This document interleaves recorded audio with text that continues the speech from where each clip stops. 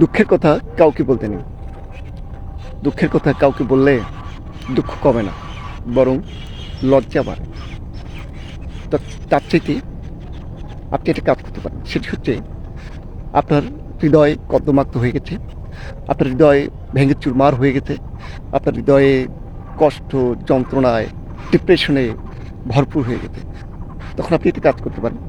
তো এইসব কথা আপনি আপনার রবের নিকট পেশ করেন। আপনি আপনার রবকে জানান, আপনার রবের কাছে বলেন।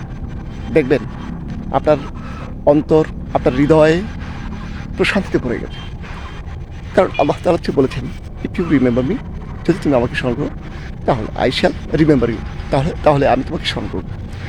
আপনার যে কষ্টের কথা, দুঃখের কথা আপনি অন্য একজন মানুষকে, আপনার বন্ধুকে বা আপনি অন্য কোনো মানুষকে আপনি বলবেন, দেখুন সে শুনতে চাইবে না।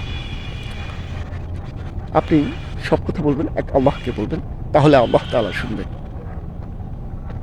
আল্লাহ is the most gracious, Allah is the most much.